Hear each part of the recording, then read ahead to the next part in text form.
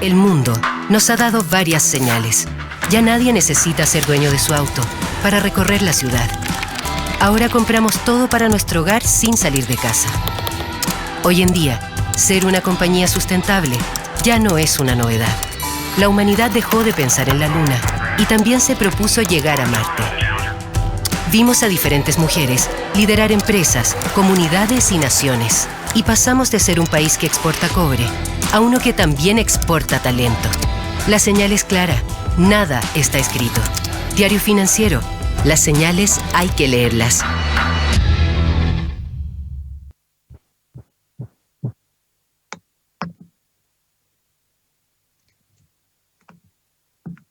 Muy buenos días a todos y muchas gracias por acompañarnos esta mañana y por confiar especialmente en el Diario Financiero para empezar a ponerle forma a este 2021.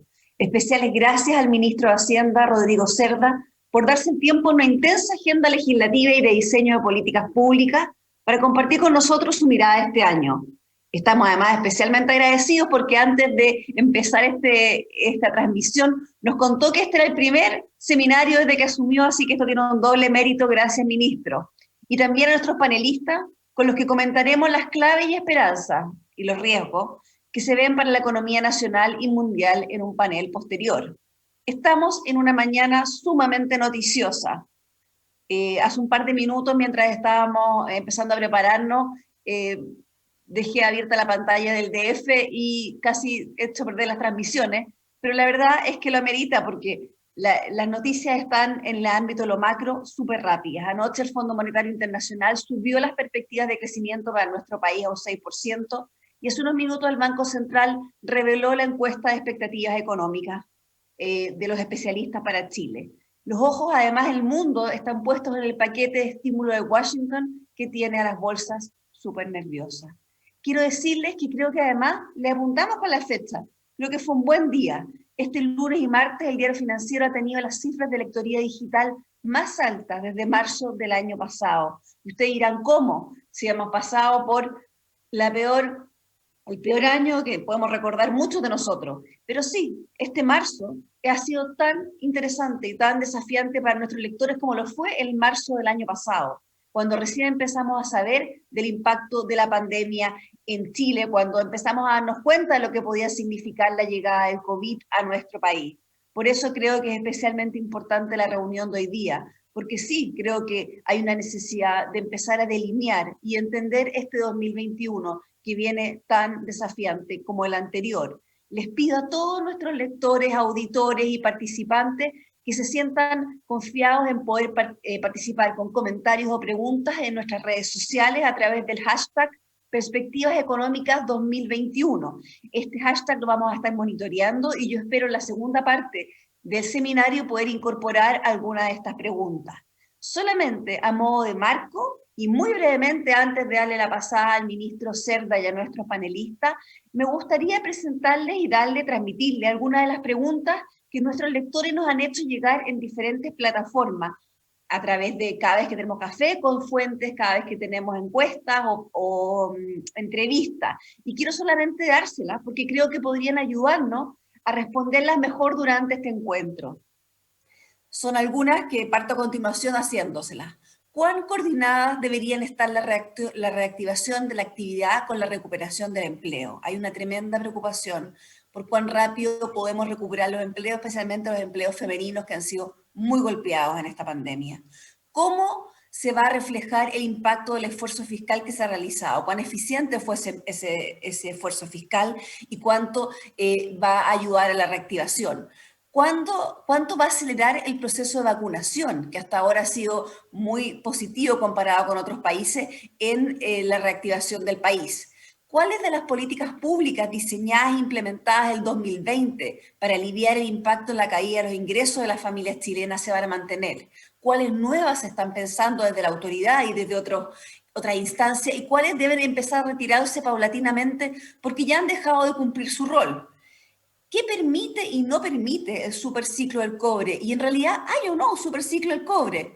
¿Se debe confiar en un superciclo del cobre? ¿Cómo manejar esas expectativas que está despertando un cobre sobre los $4 la libra? Y finalmente, ¿cuánto impactará en la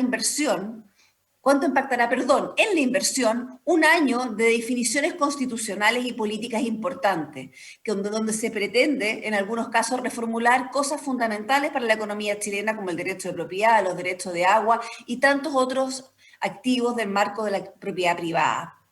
Y finalmente, algo que yo sé que el ministro va a tomar durante su exposición, ¿cómo se puede leer el motor de China, el titubeo económico europeo y el nuevo ciclo político norteamericano y su impacto en Chile? No es poco. Así que partamos directamente. Me gustaría presentar ahora a nuestros panelistas. A ver si los podemos ver en pantalla para que partamos este encuentro.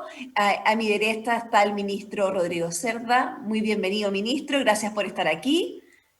Ahí abajo está Andrea Tocman, que está con nosotros, economista jefe de Quiñenco. Gracias, Andrea, por acompañarnos. Y finalmente Alejandro Carboni.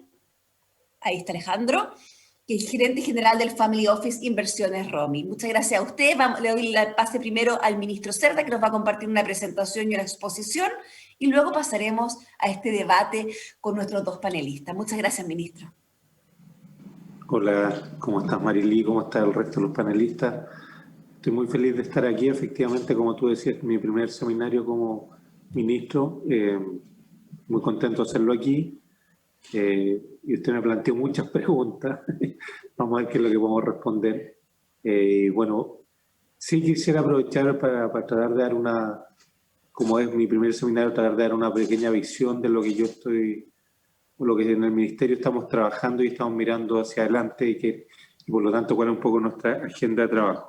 Entonces, yo sé que tenemos una media hora, usted me va avisando, por favor. Pero nosotros, el título de nuestra presentación es Trabajando para una reactivación rápida y sostenida. Efectivamente, eso es lo que estamos tratando de hacer. Entonces, yo quisiera dar una primera mirada. Nosotros lo que tenemos en nuestras metas por el momento, ¿no es cierto?, en términos de crecimiento, es un crecimiento para Chile de 5% este año. Eso es lo que tenemos en nuestro informe de finanzas públicas. Obviamente lo que quisiéramos hacer es crecer más que eso y por lo tanto estamos trabajando para que ojalá así sea. Entonces, lo que voy a tratar de hacer justamente en esta presentación es que voy a tratar de explicar un poco cuál es nuestra visión en ese sentido, ¿sí? Entonces, lo primero que también aparece en esta lámina, ¿no es cierto?, es que lo que tenemos que darnos cuenta es que efectivamente tenemos en esta reactivación tenemos a lo menos dos etapas, ¿no es cierto? Una primera etapa en que todavía estamos observando ciertos efectos importantes de la pandemia y por lo tanto nuestra economía está empezando, ¿no es cierto?, a reactivarse, pero todavía no está en reactivación completa. Y en ese sentido nosotros nos damos cuenta que todavía es importante seguir apoyando los ingresos de los hogares más afectados. Y yo quería decir que aquí nosotros hemos estado haciendo ciertas cosas, solamente para enumerarlas. Hace unos días atrás nosotros anunciamos una extensión del ingreso familiar de emergencia para los meses de marzo y abril. Eso era algo que no lo teníamos inicialmente considerado dentro de nuestro presupuesto, pero nos pareció que era muy importante, dado que la economía todavía está en proceso de reactivación y obviamente con algo todavía con efectos de las cuarentenas, ¿no es cierto?, era importante hacer esa extensión. Aparte de eso, nosotros lo que hicimos es que anunciamos el proyecto Pensiones, donde también estamos aumentando las pensiones de forma significativa para los pensionados, ¿no es cierto? Eso también es importante porque estamos pensando entonces que primero estamos yendo en ayuda para los hogares más vulnerables. Es un grupo, obviamente, que queremos ayudar, pero también nos damos cuenta que hay otro grupo que también necesita su ayuda, que corresponden a los pensionados, ¿no es cierto? Y por lo tanto, por eso también anunciamos estos aumentos de pensiones y queremos ir, ojalá, lo más rápido posible con ese aumento de pensiones. Y también seguramente vamos a seguir anunciando otras cosas más en los próximos días que van a ir enfocados a otros grupos. Entonces aquí lo que estamos pensando es que todavía tenemos ciertos efectos de la pandemia y es importante que el gobierno y el Estado, ¿no es cierto?, esté al lado de los chilenos que lo necesitan en este momento. Pero obviamente esperamos poder lograr eso, pero también obviamente queremos obtener una reactivación lo más rápido y más sostenible a mediano plazo. Y para eso, ¿no es cierto?, tenemos que empezar a pensar en otras medidas, y otras medidas son las que vamos a ir hablando también acá en este seminario, en esta presentación. Obviamente es muy importante el tema de la vacunación.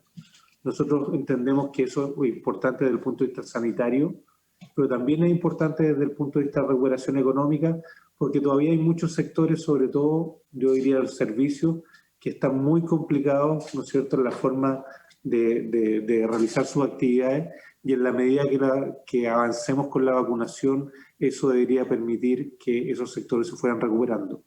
Pero además nosotros estamos tratando de trabajar a través de acelerar la inversión pública y dar apoyos a los programas de empleo, y eso es lo que vamos a hablar un poquito más adelante.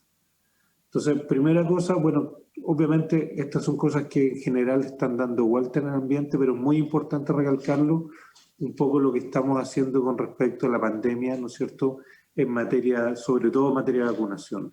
Uno lo que observa es que efectivamente Chile ha tenido, ¿no es cierto?, una propagación de casos que ha sido relevante, y por eso hemos tenido todas las medidas de confinamiento, restricción de movilidad, ¿no es cierto?, y cosas que obviamente han afectado a nuestros compatriotas de nuestro país. Pero tal vez la buena noticia es que sobre todo en la última parte, en los últimos meses, ¿no es cierto?, si bien Chile ha tenido una aceleración, ¿no es cierto?, en la propagación, la verdad que cuando uno la mira y le hace la comparación con distintos otros países alrededor del mundo, por lo menos el caso chileno ha sido algo menos intenso, ¿no es cierto? Y eso seguramente tiene que ver con que las medidas de alguna forma han estado trabajando, ¿no es cierto?, y han permitido que esto no haya tenido la intensidad que ha tenido en otros países. Y también lo que está ocurriendo es que tenemos una vacunación o un periodo de vacunación, una vacunación que va bastante rápido. De eso estamos muy, muy contentos. Yo creo que eso es algo muy bueno. También nos damos cuenta que la población nos ha ayudado en ese sentido, porque la población ha hecho un proceso, también nos ha ayudado a hacer un proceso muy ordenado, y eso nos permite que al 8 de marzo, ¿no es cierto?, tengamos prácticamente el 22% de nuestra población vacunada. Y si uno mira los últimos 7 días, Chile es de los países más rápidos, si es que no el más rápido, cuando uno mira los últimos 7 días en términos de población vacunada. Entonces, esas son buenas noticias, yo creo, y ojalá podamos seguir en este sentido. Nosotros como gobierno, yo creo que esto hay que reconocérselo, obviamente, tanto al presidente como al ministro de Salud. Se ha hecho, creo que, una muy buena gestión en tener las vacunas y en poder implementar este proceso de vacunación, y eso nos debería ayudar bastante hacia adelante, ¿no es cierto? Tenemos ya casi más de 4 millones de personas con su primera dosis, y también lo que yo quería en esta lámina también de alguna forma destacar es que fíjense que en la jornada del 8 de marzo estamos vacunando, o sea, se vacunaron cerca de 320.000 personas, o sea, estamos a un ritmo que es un ritmo también bastante alto. Eso obviamente también es un reconocimiento para todos los involucrados en este proceso, que de alguna forma nos permite hacer un proceso ordenado, pero también un proceso bastante rápido. Y creo que eso también es algo que nos va a ir ayudando y deberíamos mirarlo en los próximos meses, ¿cierto? Todo esto ha ido de la mano con que hemos tenido un aumento en el sistema público de salud en términos de capacidad muy importante. Lo que vemos acá al lado izquierdo es cómo crecieron las camas UCI, la disponibilidad prácticamente se triplicaron, ¿no es cierto? Y también en los exámenes PCR, que paulatinamente han ido aumentando, y hoy día estamos en una cantidad de exámenes muy relevante que les permite ir haciendo los testeos, identificando los casos, ¿no es cierto?, y enfocándonos en ellos. Entonces, desde ese punto de vista, yo creo que tenemos una situación donde, si bien hoy, y esto es lo que dice esta lámina, persiste una parte importante de nuestra población en etapas de cuarentena o transición, ¿no es cierto?, porque hemos tenido este repunte en los últimos días, pero sí lo que vemos es que hacia adelante esperamos una situación algo mejor en términos sanitarios, sobre todo el proceso de vacunación, ¿no es cierto?, que nos debería también permitir que de alguna forma nuestros hospitales, ¿no es cierto?, disminuyan un poco su capacidad, y eso nos dé también más tranquilidad, lo que de por sí debería redundar en eventualmente hacia más adelante algo más de apertura en la economía, y sobre todo eso debería significar que sobre todo los sectores servicios deberían empezar a repuntar por lo menos en términos de oferta. Entonces, en ese escenario, yo creo que vale la pena un poco mirar lo que hemos hecho en términos de medidas fiscales. Y la verdad que yo creo que aquí cuando hablamos de medidas fiscales, que yo creo que han sido bien decididas por el lado del gobierno y que han permitido llegar a mucha gente. Yo creo que también hay que ser justo y hay que decir que también esto ha sido gracias, ¿no es cierto?, a la institucionalidad que hemos tenido y también al hecho que muchos ministros anteriores, ¿no es cierto?, hicieron una política que nos permitió tener recursos hoy día disponibles y que también nos permitió también aumentar nuestro nivel de deuda en este periodo cuando era necesario, ¿no es cierto?, debido a que veníamos con niveles de deuda relativamente bajos. Entonces creo que parte de alguna forma de lo que estamos haciendo y estos aumentos de gasto en un periodo que es necesario para nuestra población también tiene que ver con nuestra institucionalidad y lo que han hecho, ¿no es cierto?, los que han venido antes que nosotros y han hecho su trabajo y creo que un justo reconocimiento para ellos, ¿no es cierto? Entonces, en ese sentido, como ustedes observan, nuestro déficit efectivamente ha tendido a aumentar de forma importante el año 2020. El año 2020 llegamos a un déficit efectivo de 7.4 puntos del PIB, bastante importante, grande, ¿no es cierto?, pero era obviamente una situación que así lo meritaba.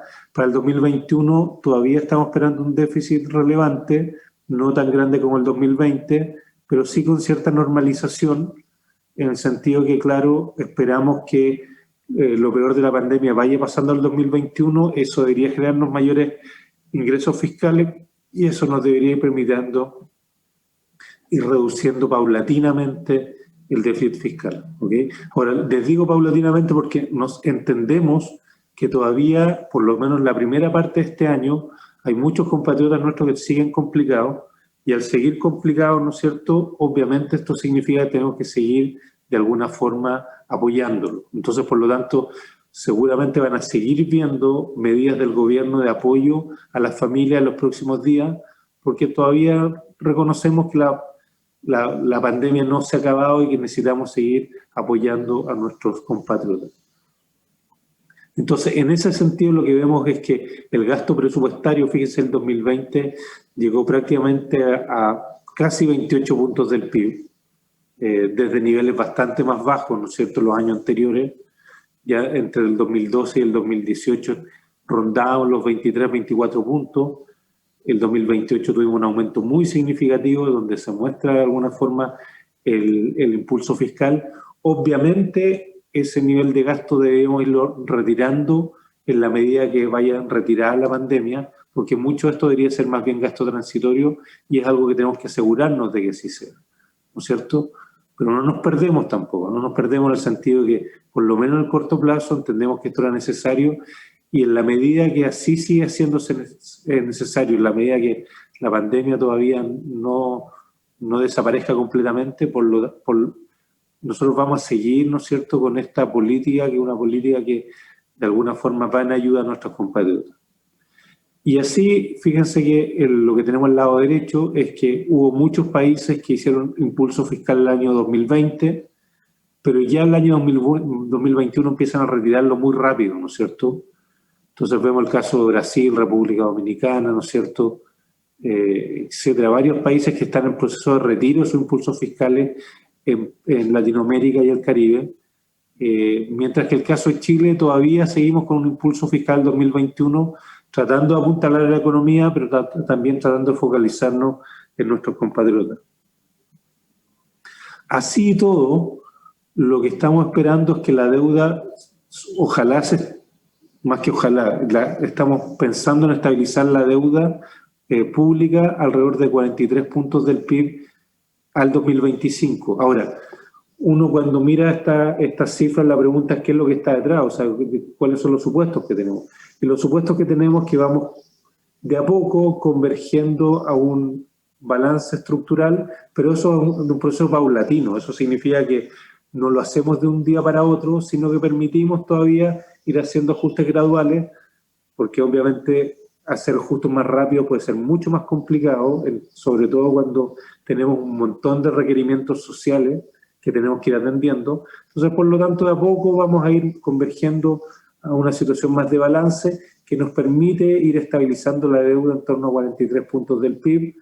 Obviamente, ¿nos gustaría que estuviera más baja? Sí, nos gustaría que estuviera más baja, pero entendemos que dada la situación que hemos vivido, sobre todo en los últimos 2 años, ¿no es cierto?, esto es algo que el aumento de deuda lamentablemente era algo que requeríamos, ¿no es cierto?, y que ha permitido dar también cierta estabilidad más social a nuestro país en los últimos 2 años. Y nuestro impulso fiscal, cuando uno lo mira en ese contexto, ha sido muy significativo. De hecho, ayer salió un informe del Fondo Monetario que hablaba efectivamente de lo importante que fue el impulso fiscal.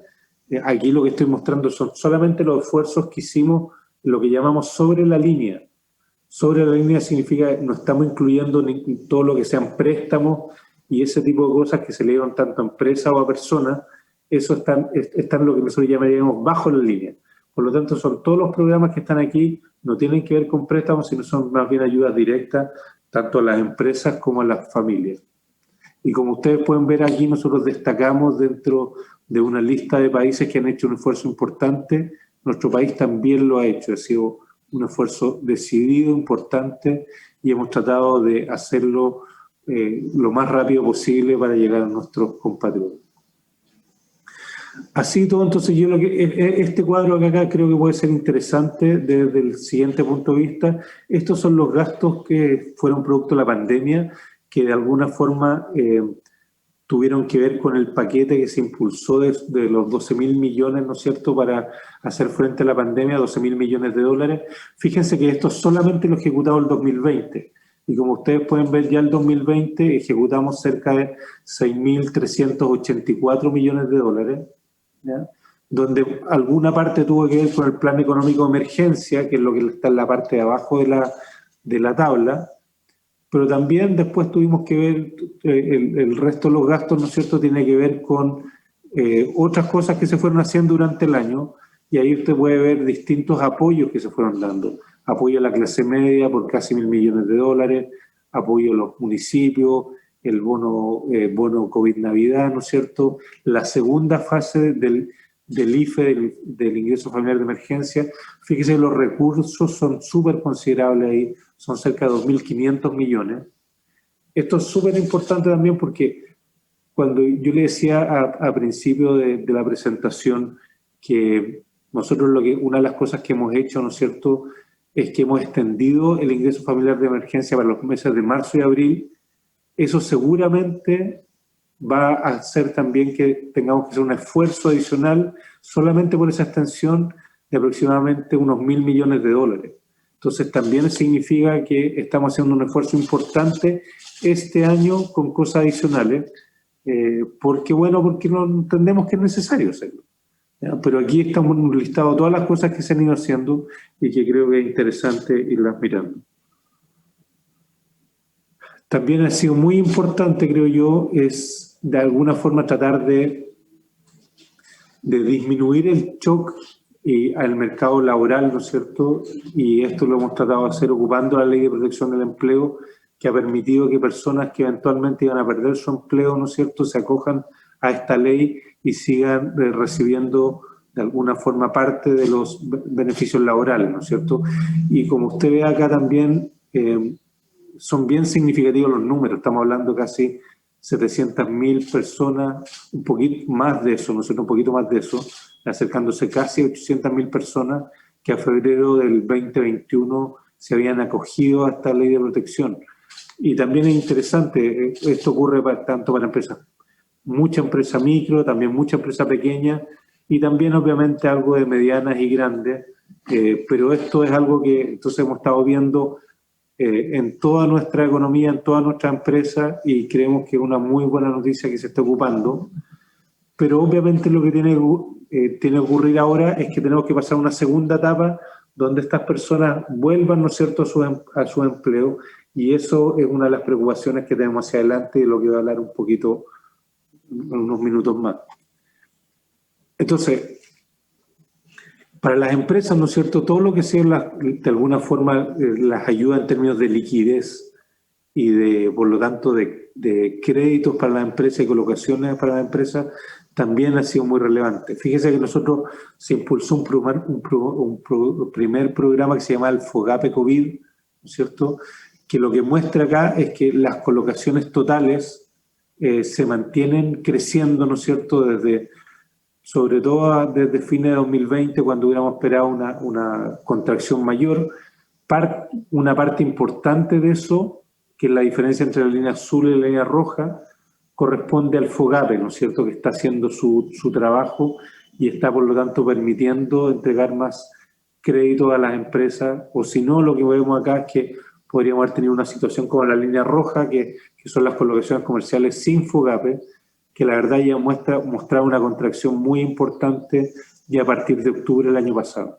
Esa situación, de alguna forma, hemos podido disminuirla, ¿no es cierto?, ocupando fuertemente el FOGAPE, y les recuerdo que nosotros ya estamos implementando un segundo programa FOGAPE, ¿no es cierto?, que llamamos el FOGAPE Reactiva, que va en la misma idea, pero que también amplía los usos del FOGAPE, porque este crédito era sobre todo para capital de trabajo. Ahora permitimos que se ocupe para capital de trabajo en el FOGAPE 2, pero también para refinanciamiento de deuda y también para nuevas inversiones. Entonces creemos que eso también va a ser importante, porque las empresas de alguna forma van a poder hacer inversiones, y obviamente toda la mochila de deuda que traigan la van a poder refinanciar a tasas muy interesantes.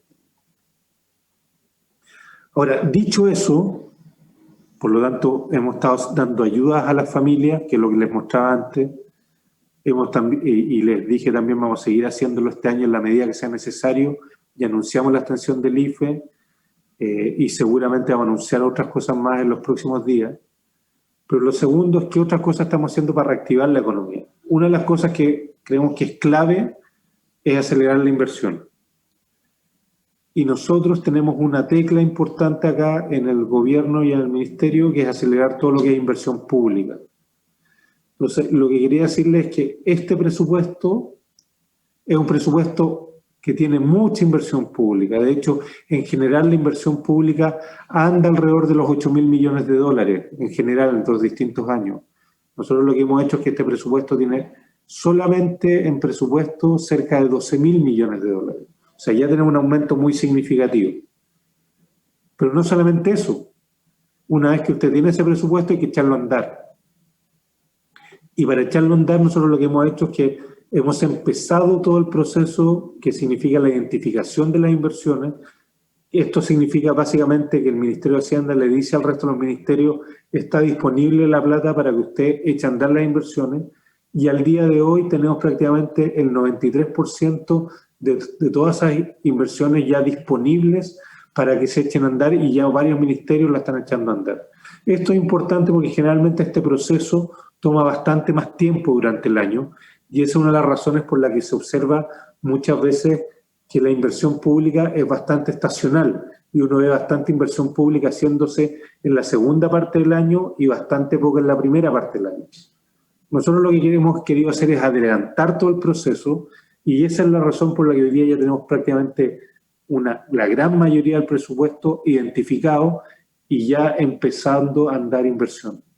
Entonces, claro, lo que nos damos cuenta es que la economía también tiene que de alguna forma echarse a andar hoy día, ¿no es cierto? Y por eso que nosotros estamos ocupando esta tecla de forma tan importantemente, creemos. Y quería darle una segunda cifra en términos de esto. La segunda cifra que quería darle es la siguiente. Mira, generalmente, todos los años, cuando hablamos de cuánto es la inversión pública, ¿no es cierto?, sobre la inversión total, uno generalmente habla de, si mira solamente el presupuesto, habla que eso debería ser alrededor de 15, 17% de toda la inversión que se hace en el país. Y si uno le pone las empresas públicas, eso puede subir un poco más, de 15 subirá a 18, ¿no es cierto?, podría estar cerca del 20%. Pero lo que está ocurriendo este año es que estamos tratando de darle un impulso fuerte a la inversión desde el sector público, y eso significa que lo que está en presupuesto hoy día representa el 21% de la estimación de formación bruta para el año total de todo el país, ¿no es cierto? Y las empresas públicas están alrededor del 7%. Eso significa que hoy día estamos, de toda la inversión que se está estimada, ¿no es cierto?, para el 2021, cerca de un 28%, o sea, bastante más alto que años anteriores, un 28% de inversión pública. Entonces, por eso que es tan relevante que hagamos este proceso de impulsar la inversión pública, que es lo que yo les mostraba antes. Y el tema de empresas públicas, yo me imagino que ustedes se han dado cuenta, pero el ministro Palacio está tratando de impulsar también todo lo que es inversión en empresas públicas, porque él se relaciona a través del sistema de empresas públicas con esas empresas. Entonces estamos tratando de echar a andar todo esto, ¿no es cierto?, para que esté disponible y obviamente apuntalemos la creación de empleo a través de esta tecla. Y dado que estamos hablando de empleo, y Marilyn, usted me va diciendo si me quedan varias láminas, entonces usted me va diciendo cuando quiere que me acelere un poquito más. Estamos bien, ministro, pero un poquito acelerador, como las vacunas. Entonces, lo otro que quería decirles es que la otra cosa que hicimos y que lo anunciamos, de hecho, el fin de semana pasado, es que no solamente vamos con inversión pública, sino que también vamos con subsidios al empleo. Usted sabe que esto es algo que estaba disponible, los subsidios al contrata y los subsidios que se llama regresa.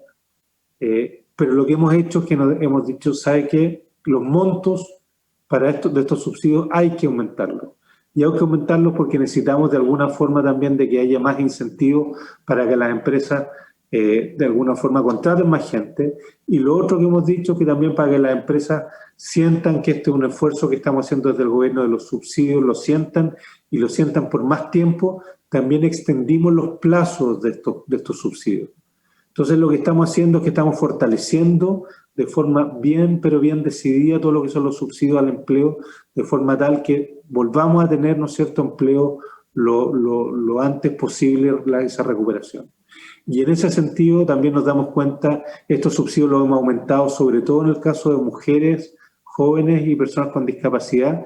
Y en el caso de las mujeres nos damos cuenta también es muy importante, uno lo piensa sobre todo en las madres, pero también en los padres que tienen hijos, ¿no es cierto?, a cargo, darles una bonificación que en este caso son 200.000 pesos mensuales.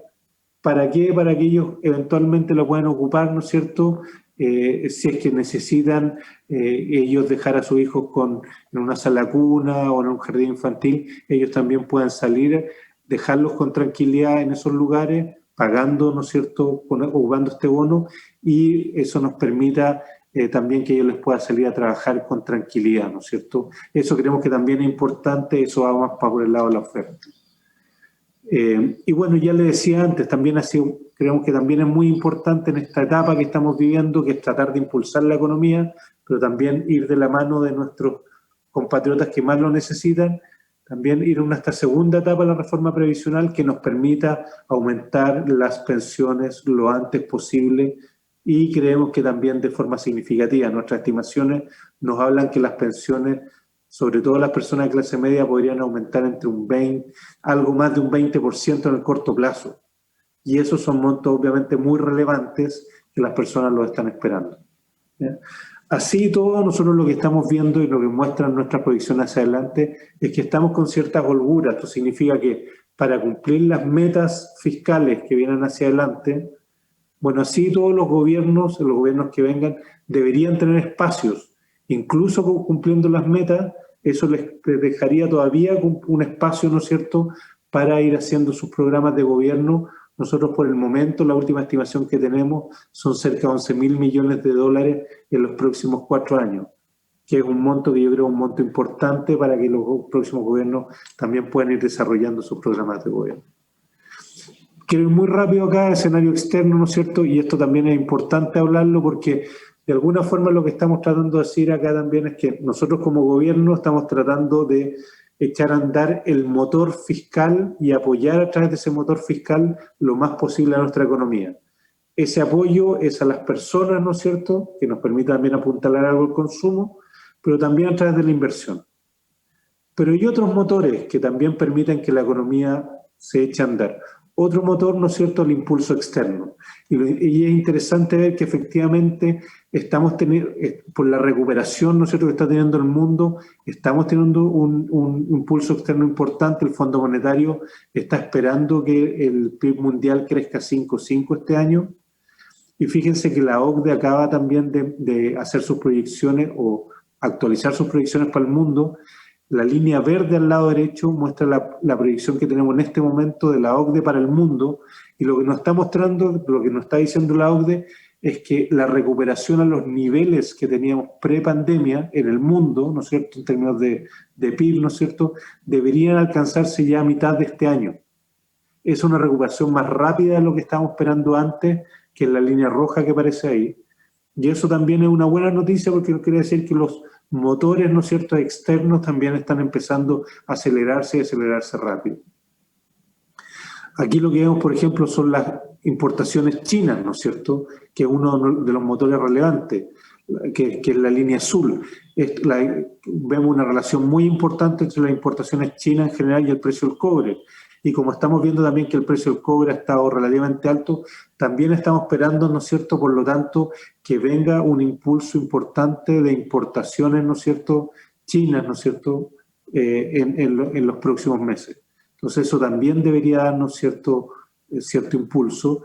Y así cuando miramos a Chile, ¿no es cierto?, y lo comparamos con nuestros pares, en este caso latinoamericanos, bueno, Chile el 2020 cayó algo menos que la gran mayoría de los países latinoamericanos, y esperamos que el 2021 esté en la parte alta del crecimiento, ¿no es cierto?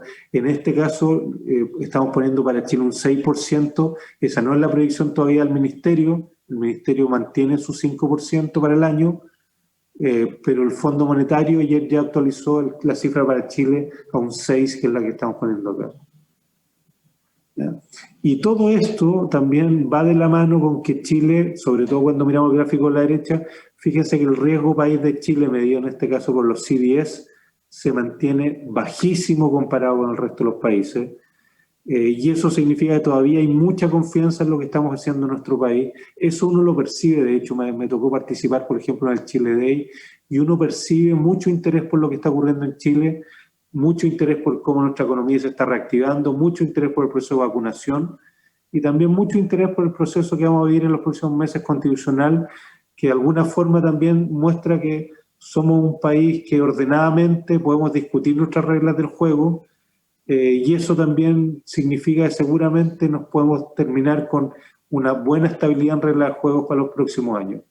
Yo creo que todo eso está haciendo que Chile todavía se mantenga como un país muy destacado a nivel regional y sobre todo con niveles de riesgo bastante bajos. Y en el escenario local, bueno, ya hemos estado hablando muchas de estas cosas. Uno ve una cierta reactivación, algo de la pandemia ya empieza a quedar atrás, ¿no es cierto? Pero todavía estamos con algunos sectores más rezagados, sobre todo el sector servicios, ¿no es cierto?, acá. Y eso significa que ese sector es importante que lo echemos a andar, y mucho de eso va a ir de parte de cómo manejemos la pandemia. Entonces, por eso que es tan relevante el proceso de vacunación. Así todo, fíjense, este gráfico creo que es interesante. Aquí muestra la evolución del IMASEC, ¿no es cierto?, si comparamos las crisis del 98, la del 2008 y la que hemos tenido el 2019-2020. Entonces, fíjense que la del 2019-2020 ha sido mucho más intensa que las anteriores, pero también la recuperación es mucho más rápida. Y de hecho ya nos estamos acercando mucho a la recuperación que fue del 2008-2009, cuando tuvimos el proceso post-terremoto, ¿no es cierto? Entonces, desde ese punto de vista, estamos viendo una recuperación rápida, esperamos que se mantenga así, ¿no es cierto? Estamos trabajando para eso, apuntalando con nuestras políticas públicas, pero también va a ser relevante, por lo tanto, cómo evoluciona la pandemia. Creemos que ahí estamos haciendo también algo, estamos trabajando con el proceso de vacunación de forma importante, y también cómo manejamos todo el proceso constitucional. Por el momento lo que observamos es que ha sido un proceso ordenado, estamos en pleno proceso de campaña, esperamos tener una votación, ojalá que vote mucha gente, ¿no es cierto? Y eso nos permita tener una buena participación en el proceso constituyente, que nos permita tener una muy buena discusión.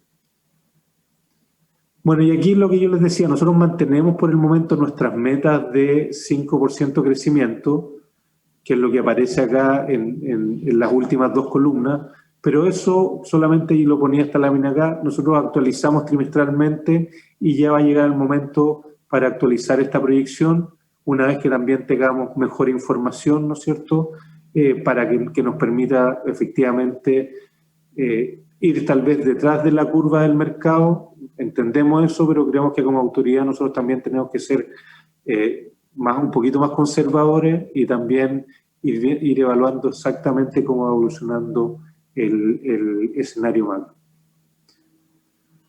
Las buenas noticias es que vemos también que el precio del cobre ha estado bastante alto estos meses. No necesariamente esto significa que esto se va a sostener durante mucho tiempo, pero sí esto significa, y ayer estuvimos en la Comisión de Hacienda de la Cámara discutiendo, efectivamente, esto significa que vamos a tener mayor recaudación de cobre este año, ¿no es cierto? Y esa mayor recaudación de cobre, entre otras cosas, nosotros estamos ocupándola para ir financiando todas estas cosas adicionales que les estoy diciendo que estamos haciendo. Por ejemplo, el IFE para los meses de marzo y abril, eventualmente algunas cosas que vamos a anunciar en clase media, lo que anunciamos en pensiones, ¿no es cierto?, y lo que hemos estado anunciando también en términos de mayores subsidios al empleo. Y lo que estamos viendo, y por eso yo le decía que se da la impresión que de alguna forma también estamos encauzando bien todo nuestro proceso hacia adelante, es que efectivamente cuando se está preguntando a las empresas de si van a empezar nuevos planes de inversión, bueno, hay muchas empresas que ya están muy seguros, ¿no es cierto?, o seguros de que efectivamente van a partir con planes de inversión pronto durante el 2021, y eso nos da sustento para sostener crecimiento hacia adelante, pero también nos indica, ¿no es cierto?, que también hay confianza acerca del proceso que estamos viendo de recuperación del país y esperamos que esto se mantenga lo más posible, ¿no es cierto?, y echemos a andar muchas inversiones. Lo mismo está ocurriendo con la confianza empresarial, ¿no es cierto?, aunque todavía lo de los consumidores se mantienen más bajas, pero la empresarial también está claramente en un proceso de repunte, lo que nos permite avisorar algo más de inversión para el resto del año. Nuestro gran desafío, ¿no es cierto?, aparte de estar hoy día con nuestros compatriotas y apoyarlos, es recuperar el crecimiento y que esa recuperación de crecimiento venga con empleos.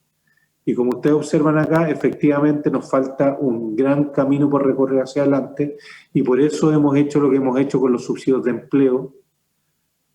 Y tal como lo hicimos, si es necesario hacer nuevos cambios hacia adelante y dar más incentivo al empleo, no duden que lo vamos a hacer. Para nosotros una preocupación fundamental que tengamos una recuperación económica lo antes posible, pero que sea con empleo. Y todo esto también viene de la mano porque el Banco Central ha seguido una política bastante expansiva y eso significa también ellos están ayudando mucho a la recuperación. Y lo bueno es que dentro de eso las metas inflacionarias se mantienen bastante ancladas, lo que nos permite también, me imagino por el Banco Central, mantener esta política de ayuda a la economía, ¿no es cierto?, y recuperación de la economía. Este es otro motor, ¿no es cierto?, que estamos teniendo, que es un motor a través de la política monetaria, ¿no es cierto?, que está ayudando mucho a la recuperación económica y por eso le digo que nosotros vemos que hay muchos motores que nos están permitiendo o nos deberían permitir echar a andar la economía. Nosotros desde el punto de vista fiscal estamos tratando de hacer todo lo posible, desde el punto de vista monetario, tal como lo estamos viendo acá, y también desde el punto de vista de los motores externos que también nos están ayudando, ¿no es cierto?, para la recuperación. Entonces, en ese contexto, y esta es mi última lámina, hemos visto que las expectativas económicas para el 2021, que el año pasado, ¿no es cierto?, eran bastante más bajas y rondaban solamente entre 3 y 4%, se han estado acelerando significativamente, ¿no es cierto? Aquí pusimos la cifra hasta el mes pasado, que era un 5,2%, pero hoy día, tal como usted lo acaba de decir, Marily, se ha actualizado esta cifra y hoy día ya está en 5,3%, la línea azul para el año 2021. Entonces, paulatinamente vemos que el escenario de recuperación se va asentando, eso es muy bueno, pero nosotros siempre estamos monitoreando esto y si tuviéramos que, obviamente, reaccionar ante cualquier cambio de escenario, ahí estaremos. Por el momento lo que estamos tratando de hacer es apuntalar lo más posible este escenario, ayudar lo más posible y ojalá que también este escenario venga con mucho empleo y para eso estamos trabajando. Muchas gracias, Marily. Disculpe si me extendí un poquito más de la cuenta, pero también recuerda que este es mi primer seminario y quería de alguna forma dar un poquito una visión un poquito más extendida. No, ministro, ni un problema y además le agradezco porque la verdad es que viendo la cantidad de preguntas que teníamos al principio, yo siento que la mayoría de ellas fueron respondidas. Le quiero agradecer el tiempo y liberarlo además porque sabemos que hoy día es un día clave, una jornada clave además el tema de pensión. Muchas gracias por estar acá y la mejor de las suertes en lo que viene para adelante. Muchas gracias, Marily, muchas gracias por invitarme y bueno, saludo al resto de los panelistas y que bueno, que sea muy buen seminario lo que queda. Muchas gracias. Ministro. Nos vemos. Seguimos nosotros entonces con nuestro panel de comentarios. Ahora tenemos harto, porque como el ministro del Fondo realmente se metió en todas las preguntas, así que tenemos harto que conversar. Los vuelvo a presentar, aunque no necesitan mucha presentación. Está con nosotros Andrea Togman, economista y jefe de Quiñenco, y Alejandro Carboni, que es el gerente general del Family Office Inversiones Romi. Andrea y Alejandro, tenemos una dura tarea nosotros ahora, en los minutos que vienen, para desglosar un poco y analizar. Me gustaría partir de una pregunta bien general, y parto por ti, Andrea. En general, ¿tú coincides con el diagnóstico, con esta mirada que tiene el ministro que da la impresión de bastante optimista con respecto a la salida de Chile de este periodo pospandémico? Bueno, primero agradecer la invitación y la presentación del ministro, que fue súper clara. Yo sí coincido con que vamos a vivir este año un rebote, es muy similar en términos de dimensiones a la caída del 2020. Entonces, yo estoy más pegada a las proyecciones del Banco Central, del Fondo Monetario, no tanto al 5% del ministro, que es más conservador, pero sí creo que vamos a rebotar por cercano al 6% más, y que esto viene impulsado, como dice él, por lo externo, que estamos viendo un mundo que se está recuperando, y ahí hay varias cifras que eso lo demuestran, y con ello también términos de intercambio que son beneficiosos para nosotros. Y en lo interno, también la idea de que estamos mejorando el control de la pandemia con las vacunas, con el manejo, yo creo, un poquito más inteligente de cuarentena, y súper abundantes recursos para enfrentar la emergencia y apuntalar la recuperación, como dice él, pero teniendo bien presente que hay harta desigualdad entre sectores, entre personas, y que la verdad hasta ahora está empujado mayoritariamente por consumo y tenemos que hacer bastante trabajo para tratar de moverlo hacia un empuje un poquito más sostenible que tiene que ver con inversión pública, como decía él, pero también con inversión privada. Entonces, coincido y creo que hay hartos riesgos, hay hartos desafíos. Andrea, cuando tú dices que hay que tratar de mover un poco el eje hacia la inversión pública, de manera de asegurarse de que esto no sea solamente un impulso fiscal que no se va a poder sostener en el tiempo, ¿a qué te refieres tú que se puede hacer para que esa inversión pública retome fuerza y la tome rápido, digamos?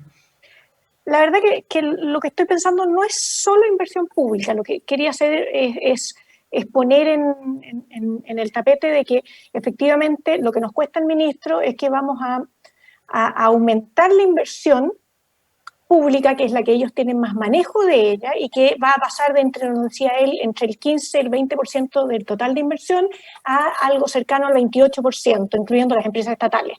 Lo que digo yo es que hay que preocuparnos también del otro 70%.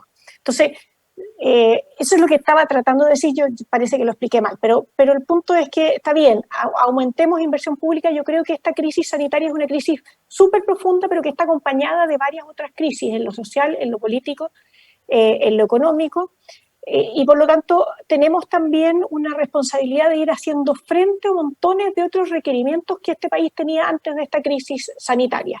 Y en eso hay, yo creo, un déficit de infraestructura, un déficit de inversión. Y lo que vemos en los datos, de hecho el ministro nos mostró en sus últimas slides, lo que vemos en los datos es que hasta ahora, y probablemente bien hecho, hemos impulsado de forma muy potentemente el consumo y a través de un montón de aportes del Estado a las familias, que ha llegado directamente a compensar la caída de ingresos, y que se lo sumamos a los 2 retiros del FP, estamos viendo un sector que está recibiendo hoy día ingresos, los hogares están recibiendo, o el 2020, recibieron 18% más ingresos que lo que recibieron en el 2019, y eso se ve como en una especie de boom del consumo. Entonces, reconociendo que es súper clave aminorar el golpe en las familias y que vamos a tener que seguir haciéndolo, como lo dice el ministro, creo que también es súper importante reconocer que esto no puede ser sostenible, es transitorio y que tenemos que buscar nuevas formas de ir fomentando crecimiento más sostenible, y eso tiene que ir de la mano de más inversión. Perfecto. Alejandro, tú tienes una visión, cuéntanos cómo viste tú esta exposición y si tus conclusiones van similares por el lado de la Andrea, o hay algún otro punto que te haya llamado la atención a ti de la exposición del ministro Cerda. Bueno, primero, muchas gracias por la invitación en este primer seminario. La verdad que la presentación del ministro ha sido muy clarita, da tranquilidad con respecto a los temas que son prioritarios y sobre los que van a tener que trabajar durante este año parte del gobierno. Coincido también con la visión de Andrea, y solo lo importante a remarcar que es efectivo lo que vamos a ver este año, y va a ser un patrón en todas las economías. Algunas van a salir más rápido y otras más lentas, y dependerá realmente de la efectividad con la que hayan encarado el tema de la vacunación. El caso de Chile ha sido muy bueno, con lo cual la oportunidad de iniciar el proceso de recuperación va a ser mucho más clara y más rápida.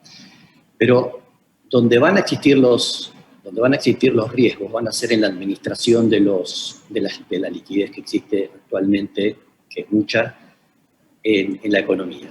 Y en ese sentido, lo importante, desde mi punto de vista, va a ser lograr que el empleo pueda reactivarse de una manera rápida, sin tener mucho efecto en la inflación. Vamos a necesitar una reactivación y un incentivo para que el empleo vuelva al trabajo, desde luego, una vez que esté controlado el tema del COVID, que aparentemente se ve que eso va a ser rápido.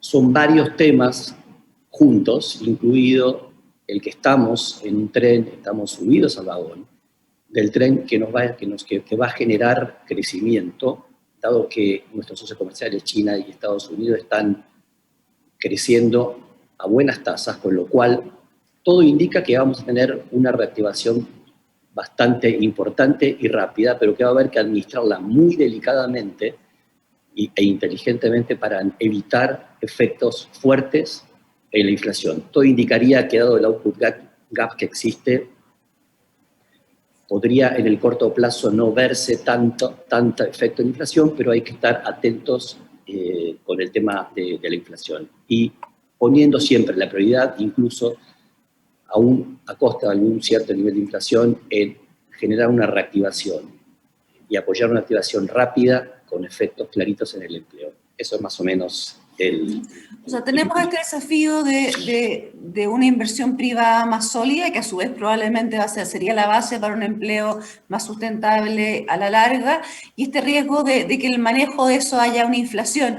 A mí me gustaría preguntarles otro tema que está subyacente a la exposición del ministro y quienes están levantando ya algunas voces en prensa de especialistas, que es el riesgo de cómo quedan las finanzas públicas tras un periodo de fuerte presión, y que probablemente, además, como el mismo ministro lo comentaba, van a tener que seguir manteniéndose en un tiempo. Parte por ti, Andrea, ¿tú crees que cómo vamos a salir parados fiscalmente de un tiempo así, de desafiante, donde ha exigido sacar realmente del bolsillo mucho más de lo que siempre pensamos?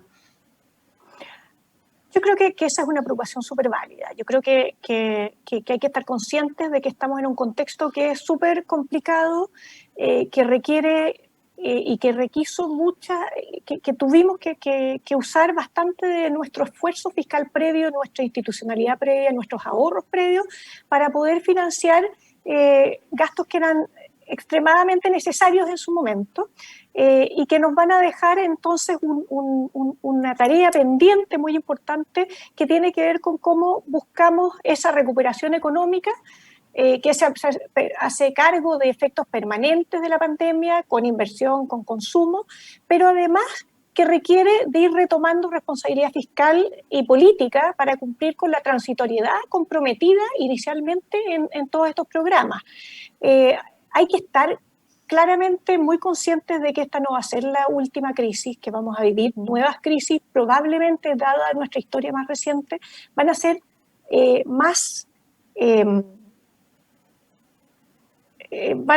van a ocurrir en menos tiempo de lo que esperamos, y por lo tanto tenemos que estar ya preparados. Más frecuentes, y tenemos que estar preparados para ello con las herramientas de política fiscal y de política monetaria e institucionalidad y política en general disponibles para poder hacer frente a esta y a otros desafíos antiguos que requieren mejores soluciones o administrarse mejor, como decía Alejandro, pero también van a requerir más recursos. Entonces, parte importante aquí es, creo yo, en mi visión, estamos en un momento complicado, es una crisis que acompaña a varias otras que no se han ido, que se han exacerbado, que han requerido muchísimos recursos fiscales, que está bien que hubiéramos tenido esos recursos fiscales porque tuvimos la capacidad de desarrollarlos y de tenerlos ahí, pero ahora viene la parte que es más difícil, que es la parte de identificar cómo vamos retirando todos estos recursos para ir reconstruyendo una estabilidad o una capacidad fiscal que sea suficientemente creíble por el resto del mundo para tener buen acceso a mercados de capitales externos cuando lo necesitemos, suficientemente ahondado en nuestro mercado interno con fondos soberanos que se vuelven a completar y que nos permiten hacer una convergencia fiscal que nos deja en un buen nos dejan bien parados para la próxima crisis y para enfrentar todos esos otros desafíos que vienen con nosotros y que están afectando el crecimiento potencial. Y ahí podemos hablar de reforma, de empleo, de reforma de pensiones, de empleo, etcétera.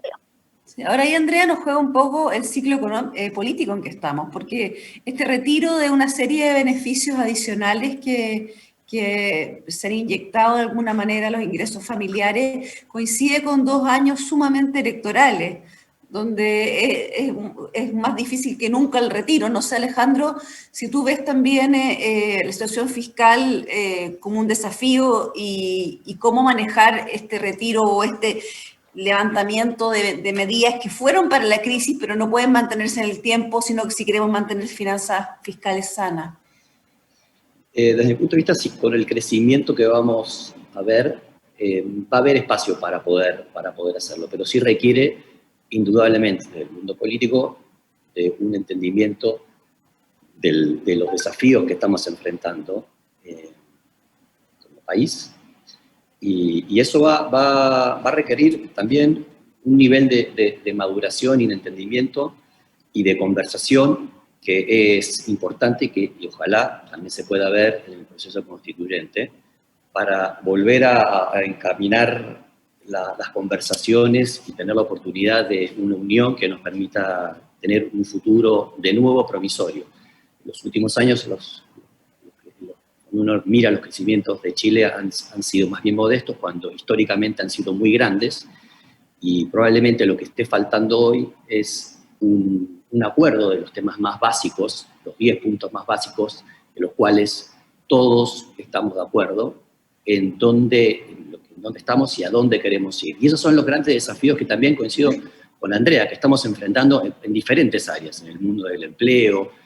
Es muy transversal el mundo, el cambio que está teniendo, y uno lo puede ver claramente, esta pandemia nos lo puso arriba de la mesa, los cambios que están teniendo las economías en el mundo, y que ya hoy por hoy las empresas y las economías están perfilando con determinadas características que son necesarias empezar a tomar conciencia que tenemos que tener, tenemos que desarrollar, tenemos que invertir, tenemos que tener políticas públicas que se hagan cargo de los nuevos desafíos que tenemos que ser capaces de abordar si queremos estar en el camino del éxito o en el camino de la mediocridad. Eso es algo que está arriba de la mesa y yo creo que es la gran conversación que falta en el 2021, pero que seguramente con madurez y compromiso político es una conversación que se va a llevar adelante de forma fructífera.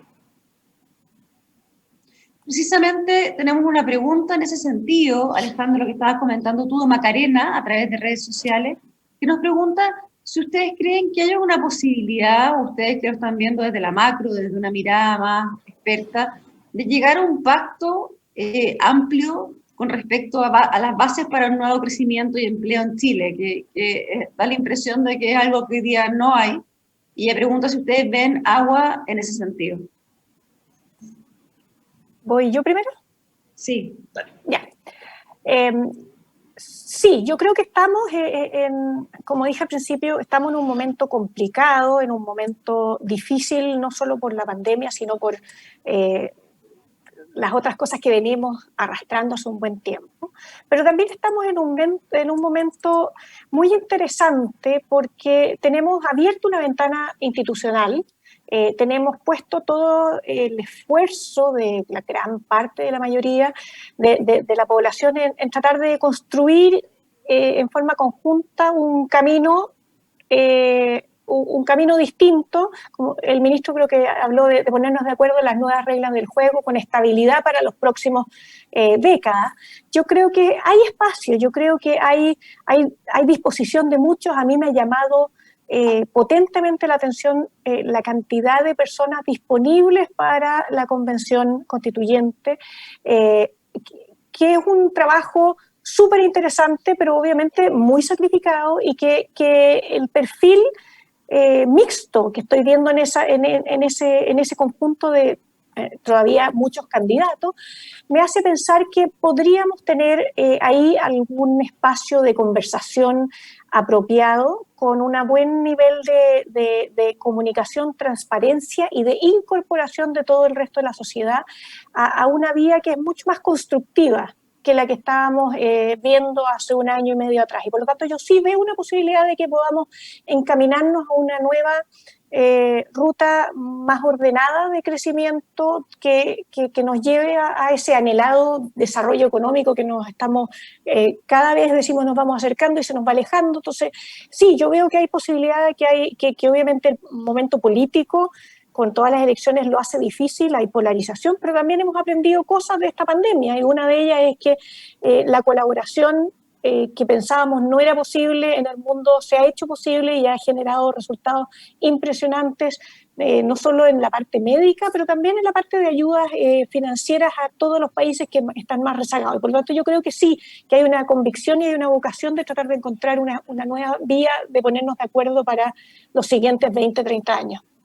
¿Tú coincides, Alejandro, con la visión de Andrea que nos pregunta Macarena? Y también preguntarte exactamente qué contenido le pondrías tú a este acuerdo, ¿sabes? ¿Cuáles serían las bases y las temáticas que tú consideras básicas para poder llegar a un acuerdo hacia un desarrollo más sustentable? Coincido completamente con Andrea. Esto que estamos enfrentando no lo tiene que vivir conmigo, sino ya ahora como una oportunidad real de transformar el pacto de convivencia social y los temas importantes en los cuales todos vamos a estar de acuerdo para los próximos años, de una manera transparente, honesta, y si uno logra esa conversación, es altamente probable que se transforme este nuevo pacto en un pacto de unidad que genere grandes aspiraciones para cumplir grandes sueños y que incorpore a todos los que hoy somos parte de esta comunidad. Esto indudablemente es un gran desafío, pero creo que la pandemia nos ha puesto en evidencia que necesitamos volver a trabajar en conjunto. Un poquito sacándose cada uno de esas mochilas ideológicas que a veces nos limitan, para encontrar puntos de encuentro en los cuales todos estamos de acuerdo. Todos estamos de acuerdo en tener una educación que nos permita generar oportunidades a cada uno de los que somos parte de esta comunidad. Una educación de mucha calidad y que esté siendo definida en términos de las necesidades que vienen hacia adelante y que seguramente irán variando en el tiempo. Entonces, encontrar sistemas, todos vamos a estar de acuerdo, que nos permitan tener educación de verdad muy buena para cada uno de los miembros de la comunidad.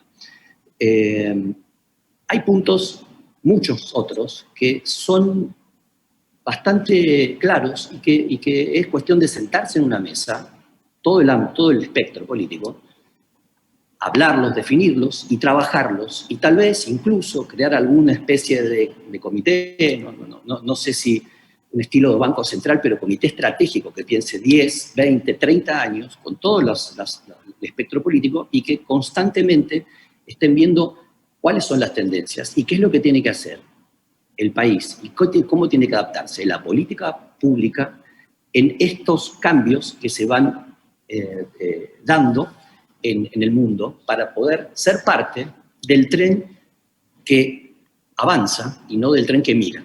Eso es un poco el concepto general que quería traer. Ahora me llega otra pregunta y me gustaría hacerle zoom a un tema que también el ministro yo diría fue uno de los puntos más, yo diría donde se notó más dolor de su exposición, que fue el tema del empleo, donde realmente él hizo ver que por mucho que se habían tomado todas las medidas posibles, el empleo seguía siendo un gran desafío. Juan Carlos nos pregunta, si ustedes tuvieran que diseñar algún otro tipo de política o algún otro tipo de incentivo, ¿qué hay sobre la mesa que pudiera acelerar el empleo, especialmente el empleo femenino? Eso no lo dice Juan Carlos, lo meto yo en la juguera, que realmente es un tema muy preocupante. Quizá parto por Alejandro ahora y después te doy la palabra, Andrea. En términos de política pública, lo importante es, por un lado, entender cuáles son los drivers que van a ir, que actualmente está enfrentando el mundo en términos de transformaciones para poder adaptar las necesidades a esas transformaciones. Pero en el corto plazo, la política pública de ayudar a las mujeres, en el caso de las mujeres en particular, para que puedan de alguna manera tener ayudas económicas y poder participar más activamente del mercado laboral, es algo que el ministro planteó y lo ha abordado y en el de corto plazo parece una solución que puede tener efectividad. Cuando uno piensa en términos más de largo plazo, esos diseños son más complejos, pero son los diseños que hay que empezar a trabajar y abordar. Diseños que permitan, en general, al mundo del trabajo una capacitación que sea constante, un aprendizaje constante. El mundo que vamos a enfrentar es un mundo que estamos enfrentando. Es un mundo de alta incertidumbre y es necesario crear y desarrollar capacidades en las personas que les den herramientas para poder adaptarse y aprender constantemente. Si es que uno quiere tener salarios mejores y ser parte del crecimiento que va a llevar adelante el mundo. Ahí es donde tenemos que posicionarnos y ese ámbito es un ámbito de trabajo de política pública que requiere todo el compromiso de todo el espectro. Ahora es público-privado probablemente en ese caso. Cuando se trata de capacitación para competencia, es bien importante lo público-privado. Andrea, cuéntame tú cómo ves este tema que nos plantea Juan Carlos y que le sumo yo esta pata del preocupante salida del mercado laboral de muchas mujeres durante la pandemia. Marily, primero quería nomás volver al de Constitución, si me da medio segundo, al tema político. Yo creo que salí un poquitito demasiado optimista y quiero nomás hacer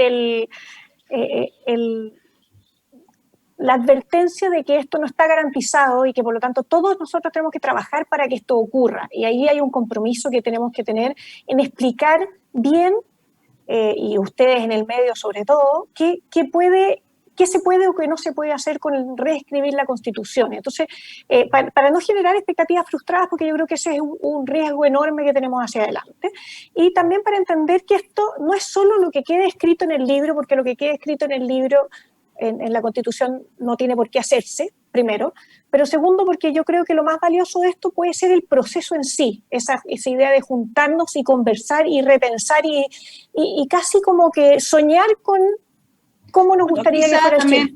y quizás también demostrarnos que somos un país con capacidad de diálogo, que ya va a ser en sí mismo una ganancia, digamos.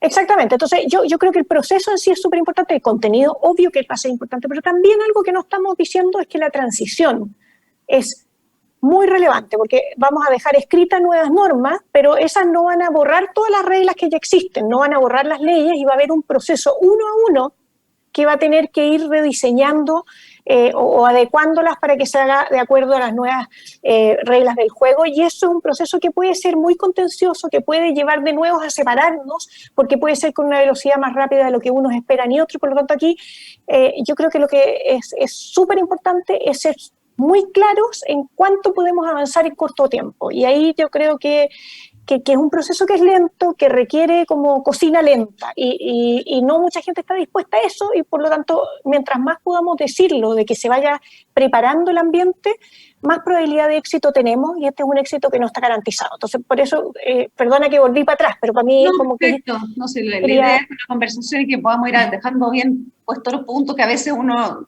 los deja medio camino. No hay ningún problema. Pero te vuelvo ahora al tema del empleo. A lo del empleo, sí.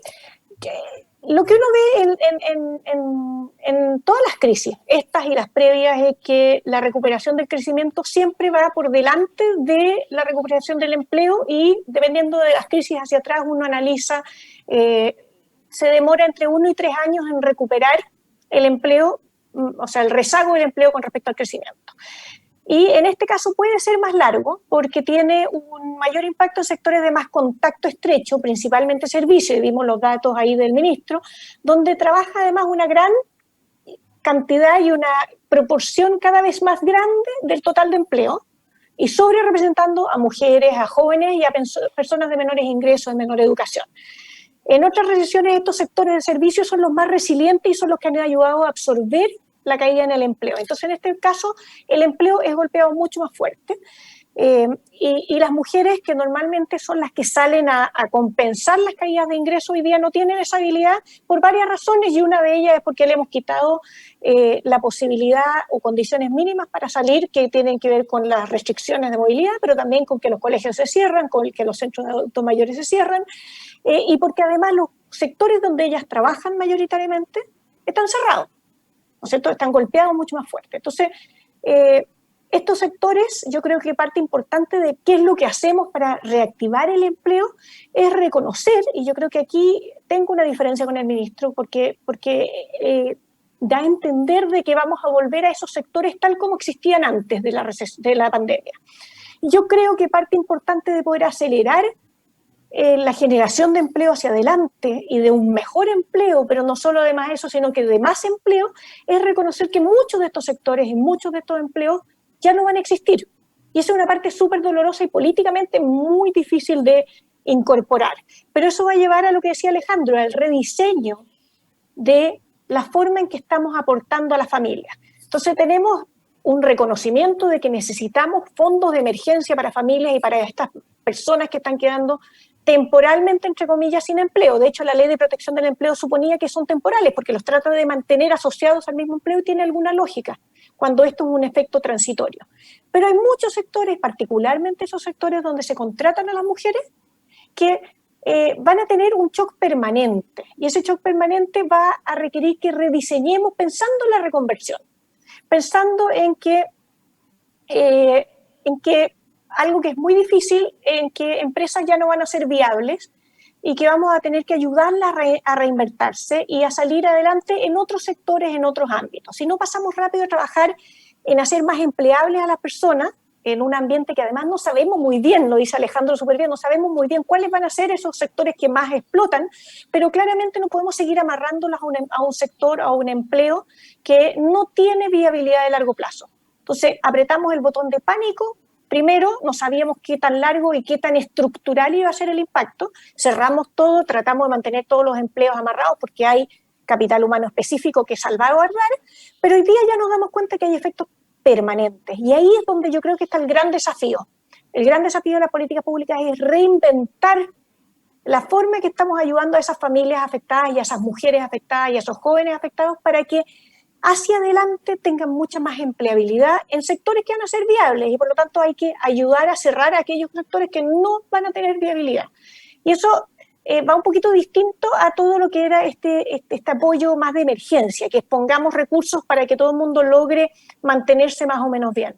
Lo que ocurre, claro, es lo que comentaba Alejandro, que de alguna manera es prepararnos para empleos del futuro, prepararnos para una economía diferente, para un desafío diferente. Y tengo una última pregunta para cerrar, porque ya estamos en la hora, el ministro se expandió un poco, lo que fue bueno porque le permitió partir por todos lados. Yo tengo una última pregunta con respecto a este superciclo del cobre. Da la impresión que hay quienes creen en el superciclo del cobre y quienes no creen en el superciclo del cobre. También hay quienes creen que el superciclo del cobre no va a solucionar muchos problemas y quienes creen que el superciclo del cobre no nos va a solucionar ningún problema. Y hay un grupo grande que tiene mucho miedo que el superciclo del cobre sea usado para presiones de gasto o para embarcarnos en proyectos que no podamos pagar. A mí me gustaría saber ustedes en cuál de ese espectro de believers con respecto al superciclo del cobre están. Parto por ti, Alejandro. A ver, en términos de precio de commodities, lo que vamos a ver son precios de commodities altos incluido en el grupo el cobre. Esto tiene más que ver con la situación de parate del último año y la reactivación, la fiebre de stocks y la logística. Eso vamos a ver precios seguramente del cobre altos. Hay analistas que están dando precios muy altos del cobre. La pregunta es cuán sostenible es. Eso, bueno, creo que a priori parece que va a ser sostenible un tiempo, pero tal vez tenga que ver más con las circunstancias particulares de este último año que con algo más estructural de largo plazo. Eso me parece que Andrea lo puede comentar un poco mejor. Con respecto a que va a generar ingresos adicionales, probablemente lo va a generar. Y como siempre, Chile ha mostrado un nivel general de alta responsabilidad en la administración de los recursos, priorizando los temas que son importantes, por lo cual esperemos que eso se mantenga. ¿Andrea?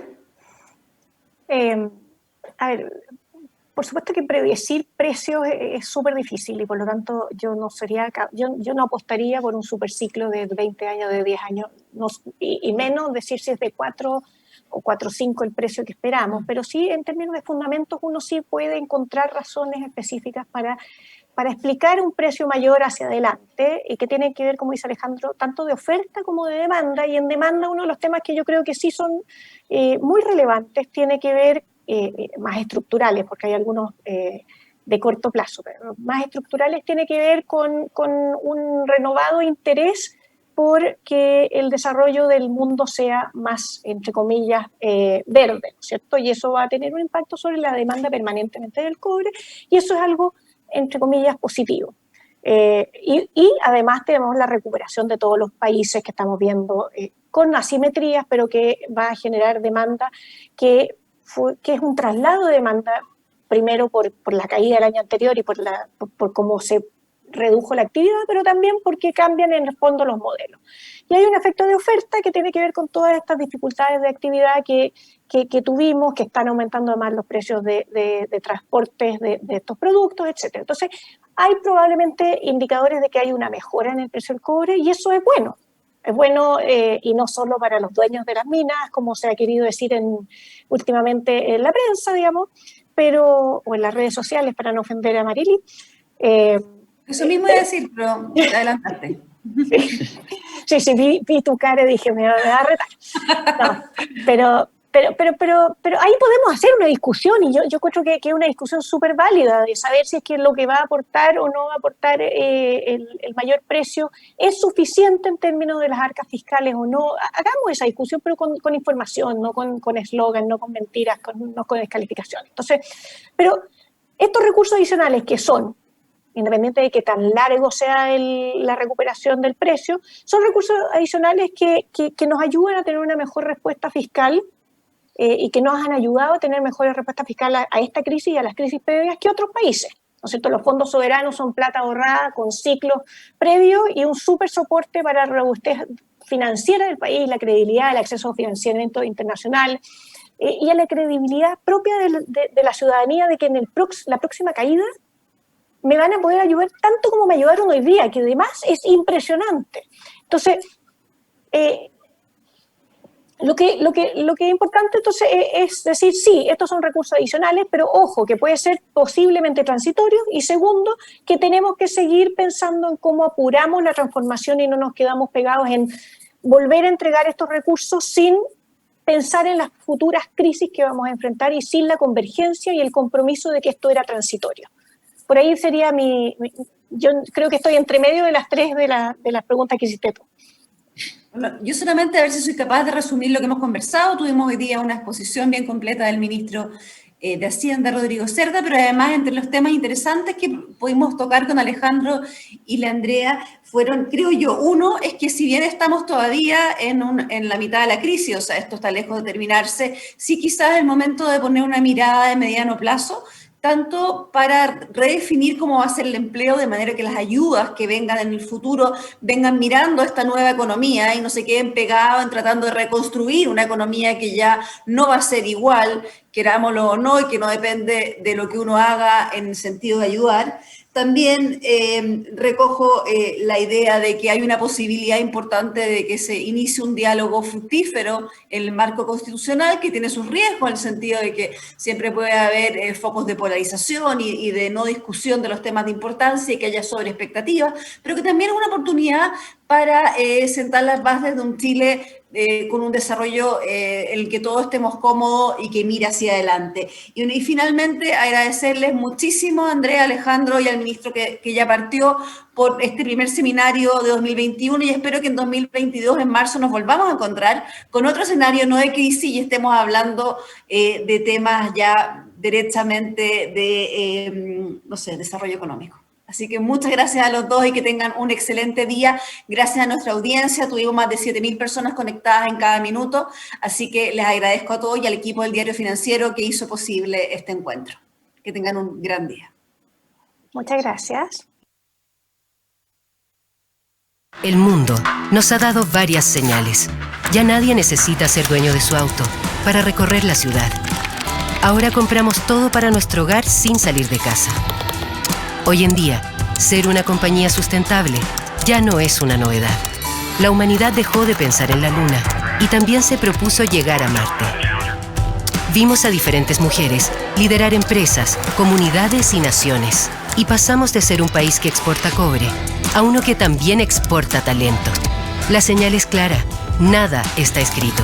Diario Financiero, las señales hay que leerlas.